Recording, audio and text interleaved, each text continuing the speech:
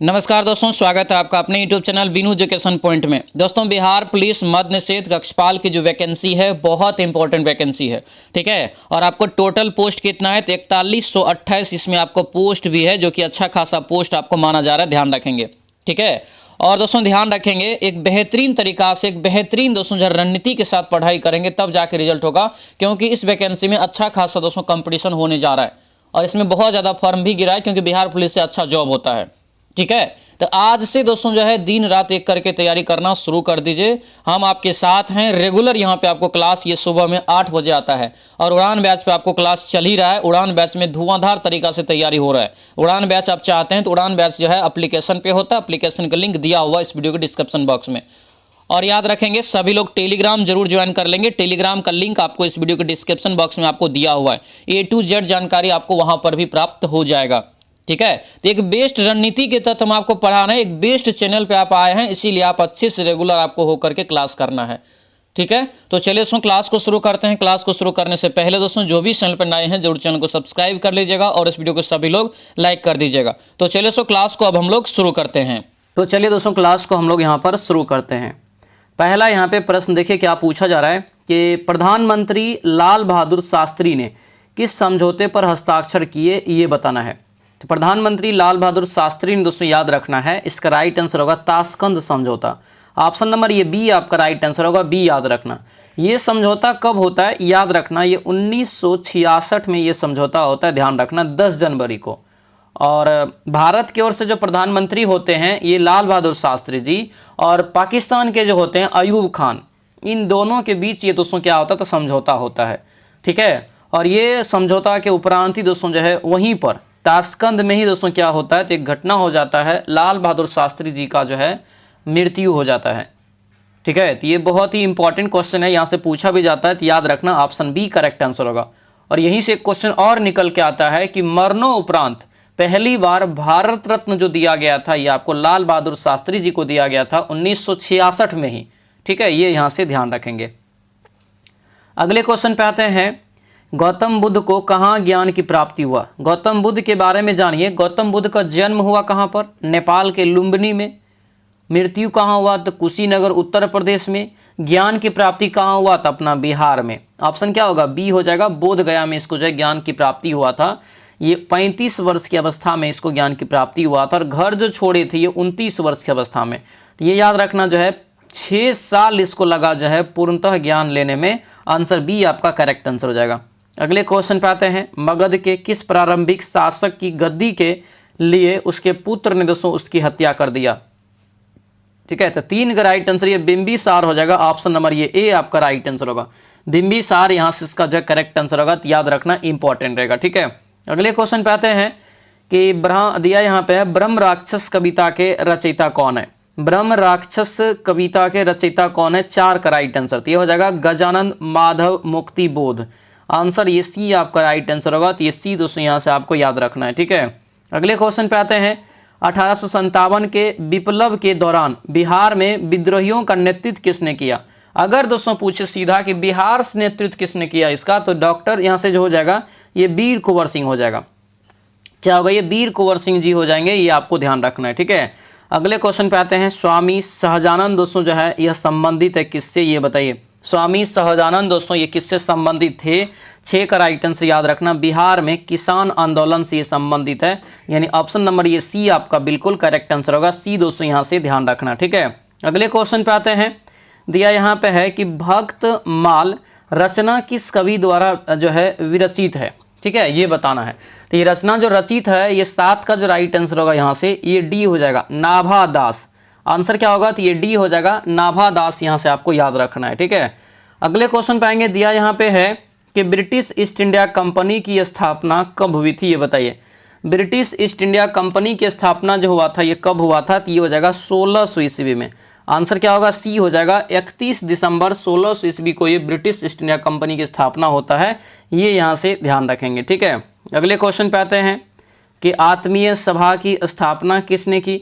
आत्मीय सभा की स्थापना किसके द्वारा किया गया, तो ये किया गया दोस्तों जो है राजा राम मोहन राय के द्वारा। ऑप्शन ये बी आपका करेक्ट आंसर होगा, राजा राम मोहन राय यहाँ से आपको याद रखना है। और ये 1815 में किया था, राजा राम मोहन राय ने, याद रखेंगे। ठीक है, चल अगले क्वेश्चन पाएंगे। दिया यहाँ पे है सिंधु और तथा यहाँ पे सतलज नदी के मध्य कौन सा हिमालय है? तो सिंधु और सतलज के मध्य हो जाएगा आपको पंजाब हिमालय, ऑप्शन यहाँ से ए आपका राइट आंसर होगा। ठीक है, और यही सतलज और काली के मध्य कुमायूं हिमालय, और नेपाल जो हो जाएगा क्या हो जाएगा? तो काली और तीस्ता के मध्य, और असम जो हो जाएगा ये तीस्ता और दिहांग के मध्य। आंसर यहाँ से ए आपका करेक्ट आंसर हो जाएगा। अगले क्वेश्चन पे आते हैं। दिया यहाँ पे है कि रबर का डैश का फसल है। रबर एक जो है फसल है किस क्षेत्र का, ये बताना है। तो ये हो जाएगा भूमध्य सागरीय क्षेत्र, ऑप्शन नंबर ये ए आपका राइट आंसर होगा। भूमध्य सागरीय क्षेत्र दोस्तों यहाँ से आपको याद रखना है। आगे बढ़ते हैं। दिया यहाँ पे है कि उत्तर पश्चिम भारत में शीतकालीन वर्षा उन चक्रवातों के परिणाम स्वरूप होती है जो उत्पन्न होते हैं दोस्तों किससे, ये बताइए। ये उत्पन्न होता है भूमध्य सागर से, यानी ऑप्शन नंबर ये डी आपका बिल्कुल राइट आंसर होगा। तो ये डी दोस्तों यहाँ से आपको याद रखना है। ठीक है, आगे बढ़ते हैं। दिया यहाँ पे है कि सुंदरबन राष्ट्रीय उद्यान भारत के किस राज्य में स्थित है? सुंदरबन राष्ट्रीय उद्यान भारत के किस राज्य में है? तो ये हो जाएगा आपको पश्चिम बंगाल, आंसर ये सी आपका राइट आंसर होगा। पश्चिम बंगाल में यहाँ से आपको ध्यान रखना है। अगले क्वेश्चन पे आते हैं। वायुमंडल में स्थित ओजोन सूर्य से आने वाली डैश विकिरण से पृथ्वी की जो है सुरक्षा करती है। तो ओजोन जो है ये पराबैंगनी किरण जो सूर्य से आती है उसका दोस्तों रक्षा करती है, याद रखना, पृथ्वी पर आने से। आंसर ये बी हो जाएगा। ओजोन परत जो पाया जाता है ये समताप मंडल के निचले परत में। ठीक है, अगला क्वेश्चन है। अरुणाचल प्रदेश में ब्रह्मपुत्र नदी जानी जाती है किस रूप में? अरुणाचल प्रदेश में ब्रह्मपुत्र नदी को जो जानते हैं दोस्तों ये आपको दिहांग के रूप में, यानी ऑप्शन क्या होगा? तो ये ए आपका राइट आंसर होगा। दिहांग दोस्तों यहाँ से आपको याद रखना है। ठीक है, अगले क्वेश्चन पे आते हैं। दिया है कि डैश पादप की जो है पादप की पत्तियां बीड़ी बनाने के उपयोग आती है। डैश जो है पादप की पत्तियां बीड़ी बनाने के उपयोग में आती है। 16 का राइट आंसर बताइए। तो ये हो जाएगा तेंदुआ, यानी तेंदु होगा, ऑप्शन ये डी हो जाएगा। तेंदु नामक एक पादप यानी पौधा होता है जिसकी पत्तियों का उपयोग बीड़ी बनाने के रूप में करते हैं। आंसर ये डी हो जाएगा। ठीक है, आगे बढ़ते हैं। निम्नलिखित में से किस स्थान पर भारत में सर्वाधिक वर्षा दर्ज की जाती है? तो मासिन राम मेघालय, ऑप्शन ए आपका करेक्ट आंसर होगा। आगे बढ़ते हैं। भारतीय संविधान के भाग 4 में किसका विवरण है? तो 4 में जो है राज्य के नीति निर्देशक का विवरण है। आंसर ये बी आपका करेक्ट आंसर हो जाएगा। अगले क्वेश्चन पे आते हैं। मानव अधिकारों की सार्वभौमिक घोषणा डैश के अनुच्छेद 4 में जो है विवरण प्रस्तुत किया गया है। तो ये 19 का जो राइट आंसर होगा अनुच्छेद 4 में कह रहा है, तो क्या होगा बताइए? तो ये ए हो जाएगा, गुलामी से स्वतंत्रता। आंसर यहाँ से जो है ए आपका राइट आंसर होगा, गुलामी से स्वतंत्रता दोस्तों यहाँ से याद रखना है। ठीक है, अगले क्वेश्चन पर ये दिया यहाँ पे है कि भारतीय संविधान की डैश भारतीय गणराज्य की आधिकारिक भाषाओं की सूची प्रदान करती है। तो देखिए आधिकारिक भाषा जो टोटल है वो 22 गो है, और ये दोस्तों जो है किस अनुसूची में, यही क्वेश्चन है। तो ये 8वीं अनुसूची में, ऑप्शन डी आपका करेक्ट आंसर हो जाएगा। अगले क्वेश्चन पे आते हैं। डैश की नियुक्ति भारत के राष्ट्रपति के द्वारा नहीं की जाती है। तो देखेंगे यहाँ पे, तो देखिए महाधिवक्ता जो होता है, महाधिवक्ता कहाँ होता है? तो ये राज्य में होता है। कहाँ होता है? राज्य में होता है। ये इसकी नियुक्ति जो करते हैं राज्यपाल करते हैं। कौन करते हैं? राज्यपाल। ठीक है, उच्च न्यायालय के मुख्य न्यायाधीश राष्ट्रपति के द्वारा, राज्यपाल राष्ट्रपति के द्वारा, महान्यायवादी राष्ट्रपति के द्वारा थे। आंसर यहाँ से बी आपका बिल्कुल करेक्ट आंसर हो जाएगा। अगले क्वेश्चन पे आते हैं कि संसद द्वारा 8 सितंबर 2016 को संविधान संशोधन अधिनियम जो है 2016 के तहत जीएसटी अधिनियम पारित किया गया। वो बताइए कौन सा संविधान संशोधन था, ये बताइए। ये संविधान संशोधन जो था दोस्तों ये 101वें संविधान संशोधन, और ये बहुत ज़्यादा VVI क्वेश्चन है। BPSC हो, बिहार पुलिस हो, बिहार SSC हो, हर जगह कई बार रिपीट हो चुका है ऑलरेडी। ठीक है, ये आंसर क्या होगा? तो ये सी हो जाएगा। आगे बढ़ते हैं। भारतीय संविधान में कानून बनाने की निर्धारित जो प्रक्रिया काफ़ी हद तक किस देश के संविधान से प्रभावित है? कानून बनाने की, तो ये दोस्तों जो है किस देश से प्रभावित है, यहाँ पे कह रहा है काफ़ी हद तक। तो ये राइट आंसर क्या होगा बताइए? तो ये जो है जापान से एक प्रकार से दोस्तों प्रभावित है काफ़ी रूप से। आंसर ये सी हो जाएगा। लेकिन कानून बनाने की यानी विधि जो होता है कानून, लेकिन संविधान संशोधन की प्रक्रिया जो लिया वो दक्षिण अफ्रीका से। दोनों क्वेश्चन अलग है, थोड़ा कन्फ्यूजन हो सकता है, तो याद रखना इस चीज़ को। शिक्षा का अधिकार यहाँ पे जो है अधिनियम डैश वर्ष में संसद द्वारा जो है अधिनियमित किया गया था। तो ये किया गया था दोस्तों 2009 में, और ये जो लागू हो गया था आपको 1 अप्रैल दोस्तों जो है 2010 को। ठीक है, ध्यान रखेंगे। अगले क्वेश्चन पे आते हैं। निम्नलिखित भारतीय राज्यों में से किस राज्य में द्विसदनीय विधानमंडल न है? मतलब वहाँ पर जो है विधान परिषद और विधानसभा, यानी कि विधानसभा तो सब राज्य में, लेकिन विधान परिषद वहाँ न है।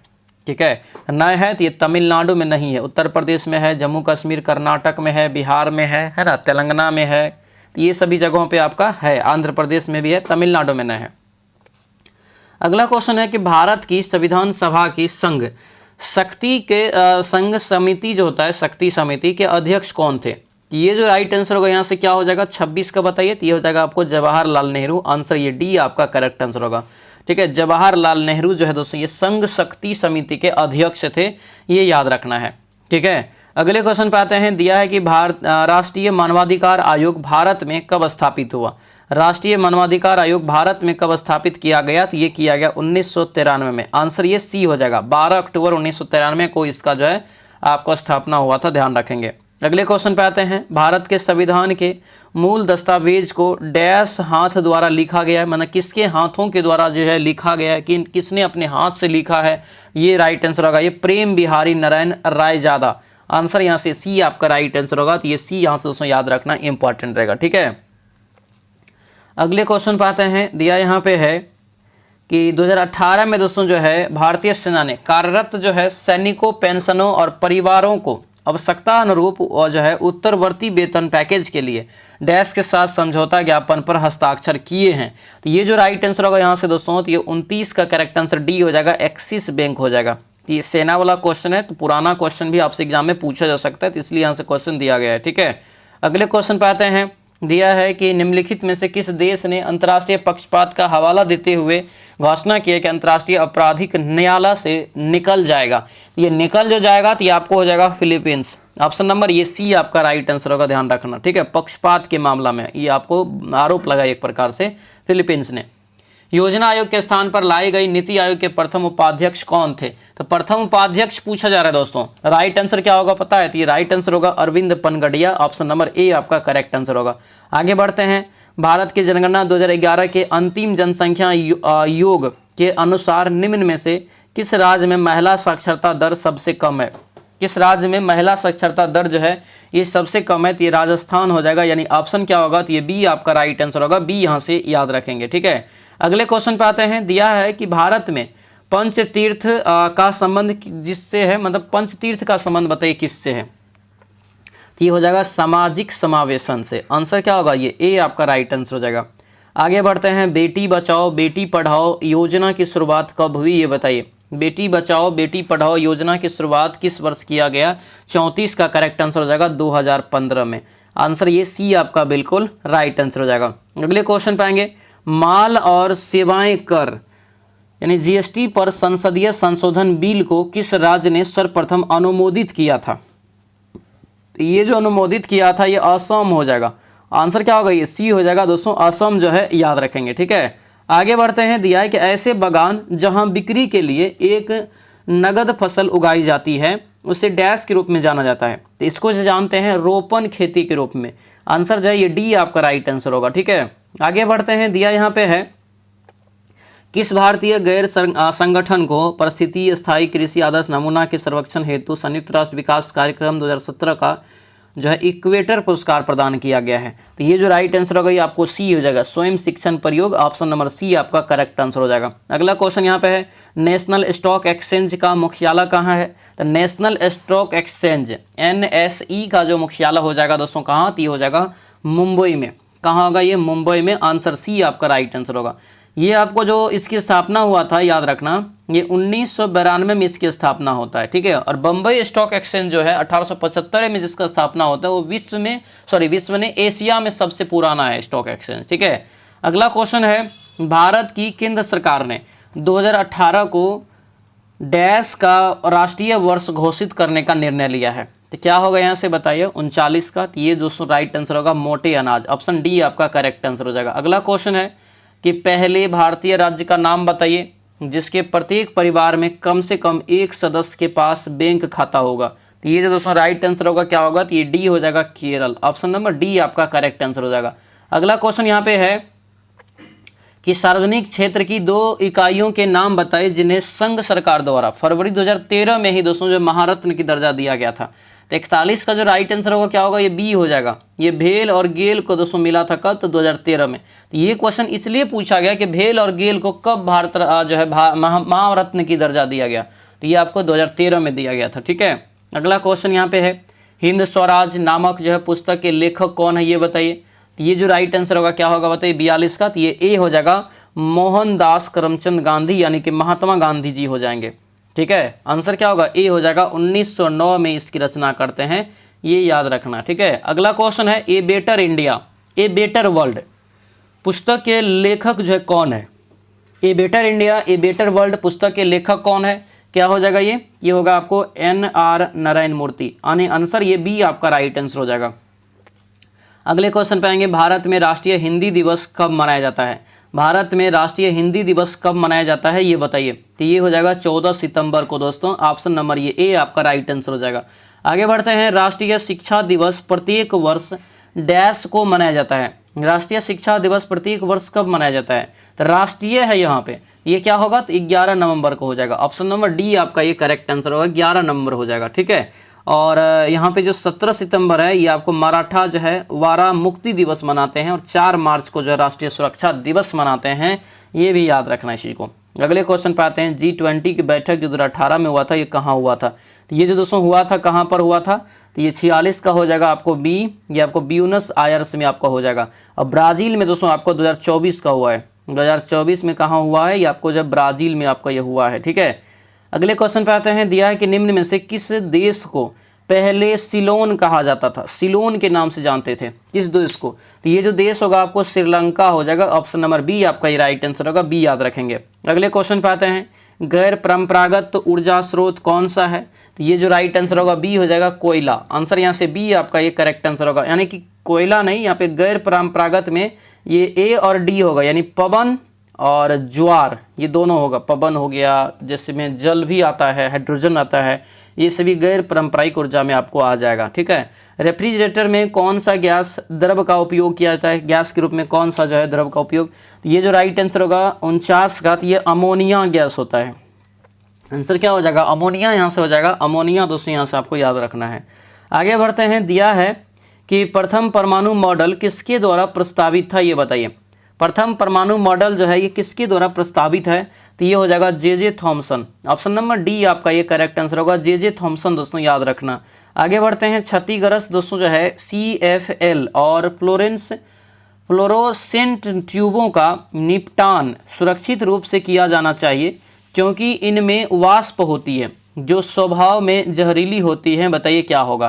तो 51 का जो राइट आंसर होगा ये डी हो जाएगा, पारा होता है, क्या होता है पारा, फ्लोरेंस ट्यूब में पारा दोस्तों भरा जाता है, याद रखना है। ठीक है, अगले क्वेश्चन पे आते हैं, दिया यहाँ पे है कि कौन सी विद्युत युक्ति रसायन दिया है कि विद्युत ऊर्जा को यांत्रिक में बदलता है, विद्युत ऊर्जा को क्या करता है तो यांत्रिक में बदलता है, तो विद्युत मोटर, ऑप्शन नंबर डी आपका ये करेक्ट आंसर होगा, क्या हो जाएगा विद्युत मोटर दोस्तों, यहाँ से आपको याद रखना है। दोस्तों आपसे रिक्वेस्ट है जो भी चैनल पर नए हैं जरूर चैनल को सब्सक्राइब कर लीजिएगा, और एप्लीकेशन पे जिन्होंने अभी तक बैच नहीं ज्वाइन किया है तो ये आखिरी मौका अभी आपका चल रहा है, ये बैच जाके आप ज्वाइन कीजिए, क्योंकि 100% सफलता अगर आपको चाहिए तो इस बैच से आपको मिलेगा। क्योंकि इस बैच में जो आपको जो है मेरी टीम और मेरे द्वारा जो इसमें फॉलो किया जा रहा है, आपको 19,838 भर्ती को फॉलो किया जा रहा है, क्योंकि उसमें क्वेश्चंस के पैटर्न को थोड़ा उच्च किया गया, तो उसके अकॉर्डिंग आपको इसमें जो सारा कंटेंट पढ़ाया जा रहा है और आपको उसके आधार पर ऑब्जेक्टिव क्वेश्चंस भी करवाया जा रहा है। तो आज के आज जाके दोस्तों क्या करेंगे तो उड़ान बैच अपना फॉलो करके जुट जाएंगे। उड़ान बैच से जुड़ने के लिए क्या करेंगे तो एप्लीकेशन को डाउनलोड करेंगे, एप्स जो है इस वीडियो के डिस्क्रिप्शन बॉक्स में दिया हुआ है उसका लिंक, ठीक है, यानी एप्स पे ही ये क्लास आपका होता है, लाइव क्लास। और ये दोस्तों अगर एप्लीकेशन नहीं मिलता है तो आपको क्या करना है तो ये नंबर सेव कर लेना है, ये सर का नंबर है, इस पर सेव करके क्या करना है तो आपको व्हाट्सएप मैसेज करना है कि सर हमको लिंक भेज दीजिए, उड़ान बैच लेना है। डाउनलोड करके एप्लीकेशन को क्या करेंगे तो अपना मोबाइल नंबर डाल के फिर साइन अप करके पेड कोर्स में जाएंगे, तो वहाँ पर आपको ये उड़ान बैच दिखेगा, तो ठीक है, तो उसको जाके फटाफट सभी लोग बाय कर लेंगे। 100% सफलता की गारंटी है, 5 क्लास आपका रेगुलर हो रहा है, एक बेस्ट रणनीति के साथ हो रहा है। ठीक है, live class PDF note recorded आपको अवेलेबल रहेगा, जैसे ही बैच लेंगे तो पिछले जो क्लास आपका जो कुछ छूट गया है वो आपको तुरंत मिल जाएगा। उसके बाद दोस्तों 25 गो टेस्ट आपको फ्री में मिल जाएगा, और लुसेंट का होमवर्क सीरीज भी आप लोगों के लिए शुरू किए हैं, टेस्ट सीरीज प्लस क्लास, वो दोनों चीज़ आपको वहाँ पर मिल जाएगा। तो फटाफट जाके अपना ये बैच से जो है जुड़ जाएंगे ध्यान से। ठीक है, ये मात्र 249 है, एक ही बार लगाना है 249 और सफलता आप सुनिश्चित कर लेंगे। चलिए अब क्वेश्चन पे आते हैं, दिया है कि सौर सेल बनाने के लिए कौन सा पदार्थ दोस्तों जो है उपयोग किया जाता है ये बताइए। सौर सेल बनाने के लिए कौन सा पदार्थ उपयोग किया जाता है? 53 का राइट आंसर क्या हो जाएगा? तो ये होगा ए, सिलिकॉन का इसमें इस्तेमाल किया जाता है। किसका? सिलिकॉन का किया जाता है, सिलिकॉन यहाँ से इसका करेक्ट आंसर हो जाएगा। अगले क्वेश्चन पे आते हैं। दिया है कि दो पिंडों के बीच गुरुत्वाकर्षण बल आर के निरूपण में परिवर्तित होता है, तो आर दोनों पिंडों के बीच की दूरी क्या होगा? सीधा फॉर्मूला क्या हो जाएगा? G(m(m)(m)(1) इंटू M2 बट्टे क्या होता है? आर स्क्वायर होता है, तो 1 बट्टे आर स्क्वायर। आप आंसर यहाँ से क्या होगा? तो ये डी हो जाएगा। ठीक है, अगले क्वेश्चन पे आते हैं। दिया यहाँ पे है कि खुली वायु में कुछ दिन छोड़ देने पर सिल्वर की वस्तुएं काली हो जाती है क्योंकि उन पर डैश की परत बन जाती है, ये बताइए। किसकी परत बन जाएगी? तो ये सिल्वर सल्फाइड हो जाएगा दोस्तों। आंसर क्या होगा? तो ये डी आपका ये करेक्ट आंसर हो जाएगा। ठीक है, अगला क्वेश्चन यहाँ पे है, रासायनिक परिवर्तन का उदाहरण बताइए। रासायनिक परिवर्तन का उदाहरण दोस्तों बताइए कौन सा होगा? तो ये 56 का जो करेक्ट आंसर होगा ये आपको दूध का खट्टा होना, ऑप्शन ये सी आपका करेक्ट आंसर हो जाएगा। अगले क्वेश्चन पे आते हैं। दिया यहाँ पे है कि अम्लीय वर्षा निम्न ऑक्साइडों के कारण होता है, ये बताइए। अम्लीय वर्षा निम्न ऑक्साइडों के कारण होता है, ये हो जाएगा आपको सल्फर और नाइट्रोजन। आंसर यहाँ से क्या होगा? तो ये डी आपका जो है बिल्कुल करेक्ट आंसर हो जाएगा। अगले क्वेश्चन पे आते हैं। संपीड़ित जो है प्राकृतिक गैस कौन सी गैस होती है, ये बताइए। तो ये जो दोस्तों आपका हो जाएगा मीथेन, ऑप्शन नंबर ये बी आपका बिल्कुल जो है करेक्ट आंसर होगा, बी याद रखना। ठीक है, आगे बढ़ते हैं। दिया है कि एक अधातु जो कमरे के तापमान पर द्रव के रूप में मिलती है वह दोस्तों कौन सा होता है? तो जो कमरे के तापमान पर दोस्तों क्या होता है? द्रव अवस्था में मिलता है। ठीक है, तो ये जो राइट आंसर होगा क्या होगा? तो ये आपका हो जाएगा दोस्तों 59 का करेक्ट आंसर डी हो जाएगा, ब्रोमीन।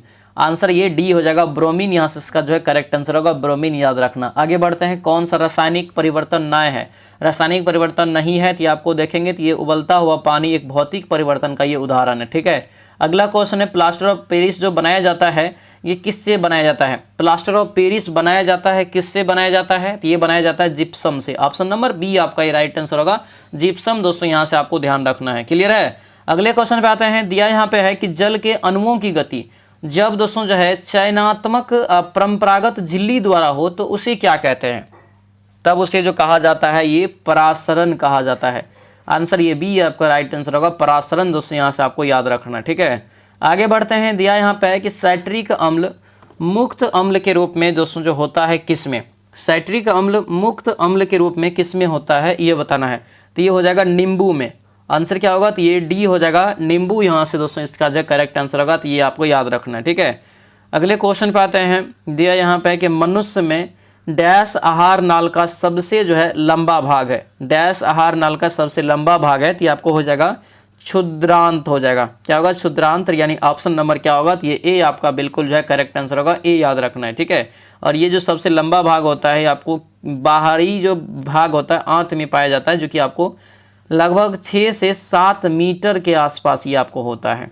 ठीक है, अगले क्वेश्चन पाइए। दिया यहाँ पे है कि दो अस्थियां आपस में एक दूसरे से किससे जुड़ी होती है, ये बताइए।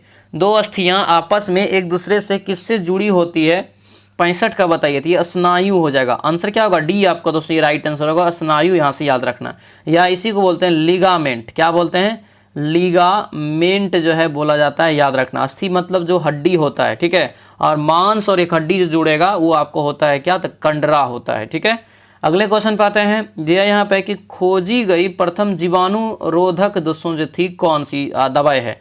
तो ये जो राइट आंसर होगा आपको नियोमाइसिन। ये जो है जीवाणुरोधक कह रहा है, तो ये नियोमाइसिन, इसका नियोमाइसिन नहीं, इसका राइट आंसर होगा यहाँ से क्या? ये आपको ए होगा ना, पेनिसिलिन होगा। सबसे पहले जो जीवाणुरोधक खोजा गया था पेनिसिलिन, जो कि अलेक्जेंडर फ्लेमिंग के द्वारा 1928 ईस्वी में खोजा गया था, यही पहला है। ठीक है, अगले क्वेश्चन पे आते हैं। वायवीय शोषण में ग्लूकोज के विखंडन से प्राप्त जो होता है क्या प्राप्त होता है? तो ये प्राप्त हो जाएगा क्या? तो ये CO2 प्लस जल। आंसर ये सी आपका करेक्ट आंसर होगा। अगले क्वेश्चन पे आते हैं। डैश दोस्तों कह रहा है कि जैसे तरल जीवों को यदि किसी टुकड़ों में काट दिया जाए तो प्रत्येक टुकड़ा विकसित होकर के पूर्ण जीव का दोस्तों जो है निर्माण कर देगा। तो राइट आंसर क्या होगा? तो ये आपको प्लेनेरिया होता है, ऑप्शन बी हो जाएगा। प्लेनेरिया है, हाइड्रा है, तारा मछली है, इन सबको अगर काट भी देंगे तो उसका दूसरा जो खंड होगा वो भी वैसे ही जीवित होकर चलेगा फिरेगा। ठीक है, यानी आंसर क्या होगा? तो ये बी आपका करेक्ट आंसर हो जाएगा। अगले क्वेश्चन पे आते हैं, निम्न में से किस विटामिन की कमी से स्कर्वी रोग होता है? स्कर्वी रोग जो होता है विटामिन सी के कमी से, यानी ऑप्शन नंबर ये सी आपका बिल्कुल करेक्ट आंसर होगा। ठीक है, विटामिन डी की कमी से रिकेटस होता है, विटामिन बी की कमी से बेरी होता है, विटामिन ए की कमी से रतौंधी होता है। अगले क्वेश्चन पे आते हैं, आपको ये रीजनिंग का सवाल है। ABCD लिखने के लिए आपको बता दिए हैं किस प्रकार से लिखना है, सेम टू सेम वैसे ही आपको करके बना लेना है। ठीक है, प्लस माइनस करके ये बनाया हुआ रहता है। आंसर यहाँ से सी आपका ये करेक्ट आंसर हो जाएगा। अगले क्वेश्चन पे आते हैं कि अंतिम शब्द से पहले जो कौन आएगा, इसको व्यवस्थित करना है। एक आपको जो है जो होता है ना अंग्रेजी का शब्दकोश, उसके अनुसार से तो व्यवस्थित करेंगे तो इसका जो राइट आंसर निकलता है तो ये बी निकल जाएगा। अगला क्वेश्चन यहाँ पे है कि उस अगला पद क्या होगा? अगला पद क्या होगा? 10 है नहीं 1 O5, O है, P है, Q है, OPQR, R होगा तब। ठीक है, उसके बाद 5 6 7 हो रहा है, 8 होगा, इसका मतलब तो R8 देख लीजिए किस में है, यानी कि ये सी में। सी क्या हो जाएगा? ये करेक्ट आंसर हो जाएगा। अगले क्वेश्चन पाएंगे, दिया है कि 8 अंकों की संख्या है इतना और ये x गुना y से न्यूनतम जो है धनात्मक मान ज्ञात करिए। तो न्यूनतम धनात्मक मान यहाँ से हो जाएगा इसका 2 गुना 1 यहाँ से निकलता है। अगला यहाँ पे क्वेश्चन है कि इसका मान निकालिए, इसका रूट निकालेंगे तो आपको कितना आएगा? इसका रूट निकालने के बाद ये 1.01 आपको आता है। ठीक है, तो 101 मत मार दीजिएगा।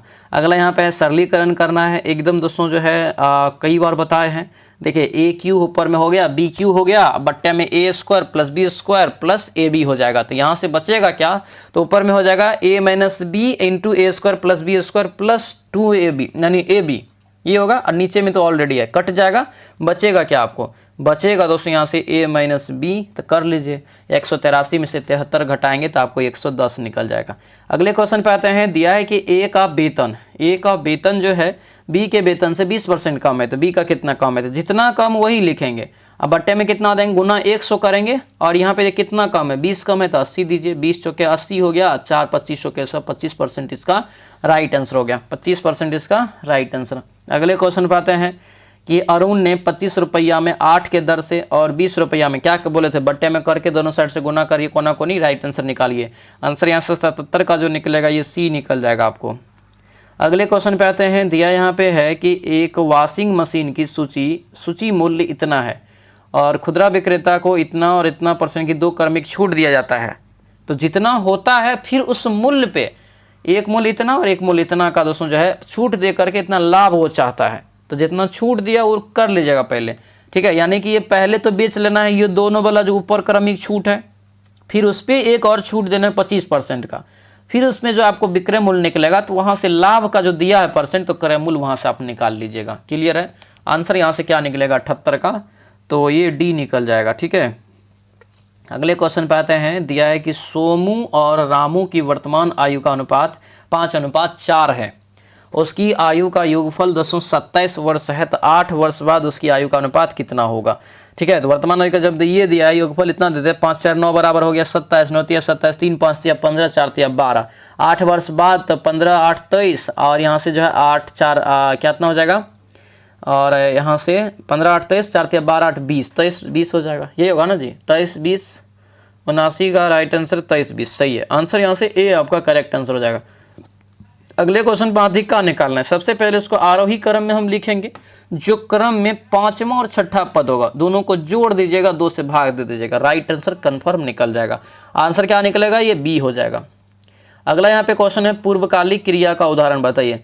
पूर्वकालिक क्रिया का उदाहरण इसमें से कौन है ये बताइए। 81 का राइट आंसर क्या होगा? तो 81 का ये बी हो जाएगा दोस्तों। पिताजी चाय पीकर दफ्तर चले गए, मतलब बीत गया बात, आंसर ये पास्ट की बात था तो बी हो जाएगा। अगला यहाँ पे है कि वाक्य खंड के लिए एक शब्द चुनिए। ठीक है, 82 का दिया है, जो डर के बल चलता हो। जो डर के बल चलता हो इसका मतलब है डरग, आंसर यहाँ से डी हो जाएगा। अनुचित ढंग से प्राप्त किया गया लाभ, इसको क्या बोलेंगे? तो ये अपलाभ बोलेंगे तब। ठीक है, अगला यहाँ पे है उर्वशी। उर्वशी नामक जो है साहित्यिक कृति के रचनाकार के नाम चुने। तो यहाँ से जो राइट आंसर होगा ये सी हो जाएगा, रामधारी सिंह दिनकर, ऑप्शन सी आपका करेक्ट आंसर हो जाएगा। अगले क्वेश्चन पे आते हैं, मधुशाला नामक साहित्यिक कृति के रचनाकार के नाम चुनना है। तो ये जो रचनाकार होगा ये हरिवंश राय बच्चन, ऑप्शन नंबर ये ए आपका करेक्ट आंसर हो जाएगा। अगले क्वेश्चन पे आते हैं, पद्मावत नामक साहित्यिक कृति के रचनाकार के नाम चुने। तो ये जो दोस्तों आपका हो जाएगा नाम, ये जायसी हो जाएगा, मलिक मोहम्मद जायसी, ऑप्शन नंबर सी आपका करेक्ट आंसर हो जाएगा। अगले क्वेश्चन पे आते हैं, दिया है कि मराठी और नेपाली भाषा किस लिपि में लिखी जाती है। मराठी और नेपाली भाषा किस लिपि में लिखी जाती है? तो ये जो लिखी जाती है शारदा लिपि में। ऑप्शन क्या होगा? तो ये बी आपका यहाँ से करेक्ट आंसर हो जाएगा। अगले क्वेश्चन पे आते हैं, सूरसागर नामक साहित्यिक कृति के रचनाकार का नाम चुने। तो ये नाम हो जाएगा आपको सूरदास। ऑप्शन नंबर बी आपका ये करेक्ट आंसर हो जाएगा। अगले क्वेश्चन पे आते हैं, दिया यहाँ पे है कि fill in the blank with जो है appropriate preposition. I hope to finish the work dash new year day. Right answer यहाँ से क्या हो जाएगा? नवासी का। तो नवासी का दोस्तों यहाँ से आपको सी निकल जाएगा, क्या? बाय हो जाएगा। ठीक है, अगले क्वेश्चन पे आते हैं, दिया यहाँ पे है कि dash is the synonym is consistent. तो 90 का जो राइट आंसर होगा ये सी हो जाएगा, स्टीड फास्ट हो जाएगा। ठीक है, अगला यहाँ पे है फ्लाइंग द, यहाँ से जो है given alternative choose the with best express. दिया यहाँ पे है दिया है कॉन्डमेन। कॉन्वेंट का यहाँ से हो जाएगा क्या? 91 का राइट आंसर दोस्तों आपका हो जाएगा ए, ब्लेम हो जाएगा। ठीक है, आगे बढ़ते हैं, दिया यहाँ पे है choose the fill in the blank. दिया है Mona is dash than her sister. तो ये जो करेक्ट आंसर होगा स्मार्टर, आंसर डी हो जाएगा। अगले क्वेश्चन पे आते हैं, दिया है कि suggested the select one which express. ठीक है, दिया यहाँ पे है kill the snake. Right answer 93 का जो अगर बेस्ट एक्सप्रेस में इसको बोलेंगे तो ये बी हो जाएगा, let the snake be killed. Option यहाँ से बी हो जाएगा। अगला यहाँ पे क्वेश्चन है कि choose the correct passive voice for the given sentence. Close all the door. तो पेसिव वॉइस इसका जो करेंगे क्या करेंगे? तो ये बी हो जाएगा यहाँ से, let all the door be closed. अगला यहाँ पे क्वेश्चन है, he said you must not speak to any more. Right answer इसका भी निकालेंगे तो आपको 95 का ए निकल जाएगा, he said that I must not speak to any more. अगला क्वेश्चन यहाँ पे है, express the meaning sentence without payment और फ्री ऑफ कॉस्ट। तो राइट आंसर 96 का जो होगा ये आपको ए हो जाएगा यहाँ से। ठीक है, ग्राटिस्ट हो जाएगा। अगले क्वेश्चन पे आते हैं, दिया यहाँ पे है कि अक्टूबर 2024 तक भारत में महारत्न कंपनियों की कुल संख्या कितना है। तो ये जो कुल संख्या हो जाएगा दोस्तों आपको ये 14 को हो जाएगा। ठीक है, अगले क्वेश्चन पे आते हैं, हाल ही में भारत के सर्वोच्च विज्ञान पुरस्कार सर्वोच्च जो है विज्ञान पुरस्कार विज्ञान रत्न से सम्मानित गोविंद राजन पद्मनाभम किस क्षेत्र के योगदान के लिए जाने जाते हैं। ये जो राइट आंसर होगा 98 का सी हो जाएगा, जैव प्रौद्योगिकी संस्थान। ऑप्शन सी हो जाएगा। अगला क्वेश्चन यहाँ पे, हाल ही में ब्रिटेन के राजा चार्ल्स द्वितीय द्वारा किसे यूके भारत व्यापार संबंध में उनके योगदान के लिए जो है मानद नाइटहुड से सम्मानित किया है। ये जो सम्मानित किया गया है आपको सुनील भारती मित्तल, यानी ऑप्शन नंबर डी आपका ये करेक्ट आंसर हो जाएगा। अगला यहाँ पे क्वेश्चन है कि दिया यहाँ पे दोस्तों क्वेश्चन है कि दिसंबर 2024 में किस भारतीय व्यक्तित्व को जो है time person of the year 2024 जो है चुना गया था। तो ये जो राइट आंसर होगा यह सुंदर पिचाई हो जाएगा। आंसर यहाँ से सी आपका राइट आंसर होगा, सुंदर पिचाई यहाँ से इसका करेक्ट आंसर होगा, जो कि गूगल के सीईओ है। ठीक है, आंसर सी हो जाएगा। तो ये था दोस्तों आपका जो है बेहतरीन क्लास जो है खान सर के द्वारा जो निकाला गया प्रैक्टिस सेट है। ठीक है, यानी कि आपको जो है तीसरा सेट था। कैसा रहा क्लास सभी लोग कमेंट करके बताएंगे। जो भी उड़ान बैच से नहीं जुड़े हैं तो ये नंबर आप सर का ले लीजिए, इस पर आप व्हाट्सएप मैसेज करना है। व्हाट्सएप मैसेज करेंगे तो आपको इधर से हम लिंक भेज देंगे, फटाफट सभी लोग उड़ान बैच को ज्वाइन कर लेंगे। ठीक है, अपना स्कोर कमेंट बॉक्स में लिखेंगे जितना भी स्कोर आया है, और उम्मीद करते हैं क्लास बहुत ही बेहतरीन रहा होगा। मिलते हैं दोस्तों अब हम लोग नेक्स्ट क्लास में, नेक्स्ट वीडियो में। सभी लोगों का बहुत बहुत धन्यवाद। जय हिंद।